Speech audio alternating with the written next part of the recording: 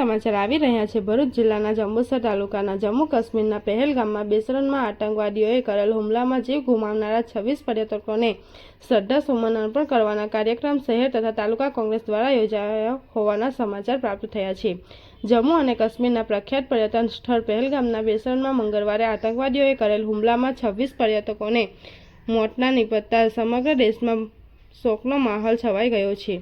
આતંકવાદી હુમલામાં મૃત્યુ પામેલ મૃતકોને શ્રદ્ધાસુમન અર્પણ કરવા માટે આજરોજ શહેર તથા તાલુકા કોંગ્રેસની સમિતિ દ્વારા જંબુસર એસટી ડેપો સર્કલ ખાતે કાર્યક્રમનું આયોજન કરવામાં આવ્યું હતું। જિલ્લા કોંગ્રેસ મંત્રી વલ્લભભાઈ રોહિતની ઉપસ્થિતિમાં યોજાયેલ આ કાર્યક્રમમાં શહેર કોંગ્રેસ પ્રમુખ ઇરફાન પટેલ, વિપક્ષ નેતા સાકિબ મલેક, અનવર સૈયદ, ઇમ્તિયાઝ હુસેન સૈયદ, અનીસ વકીલ સહિત નગરના અગ્રણીઓ તથા નગરજનો ઉપસ્થિત રહ્યા હતા। ઉપસ્થિત તમામે મીણબત્તીની પ્રગટાવી હુમલામાં માર્યા ગયેલ પર્યટકોને શ્રદ્ધાંજલિ અર્પણ કરી આવું નરાધમ કૃત્ય આચરનારા આતંકવાદીઓ સામે કડકાઈપૂર્વક કામગીરી કરવા માંગ કરી હતી। બાઇટ વલ્લભભાઈ રોહિતભાઈ, ભરૂચ જિલ્લા કોંગ્રેસ મંત્રી। બાઇટ અનીસ વકીલ, વેપારી એસોસિએશન।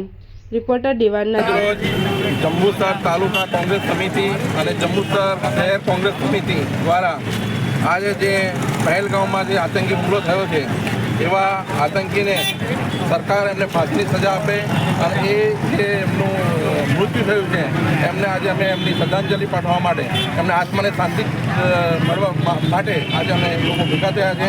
સરકાર એમના કડકમાં કડક સજા લે અને કડકમાં કડક ફાંસીની સજા આપે અને વહેલી તકે એની ઉપર નિર્ણય લે એવી અમારી માંગણી છે।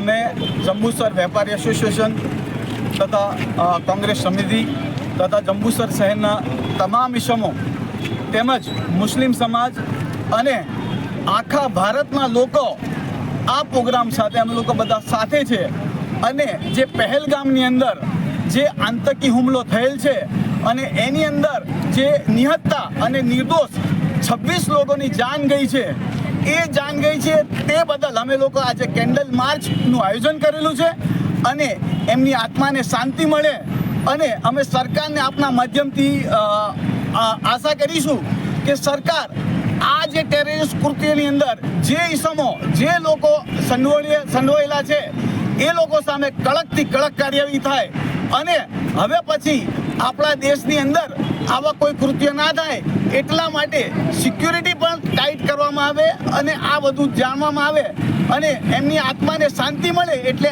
આજ રોજ અમે લોકોએ આ એક કેન્ડલ માર્ચનું આયોજન કરેલું છે। જય હિન્દ, જય ભારત।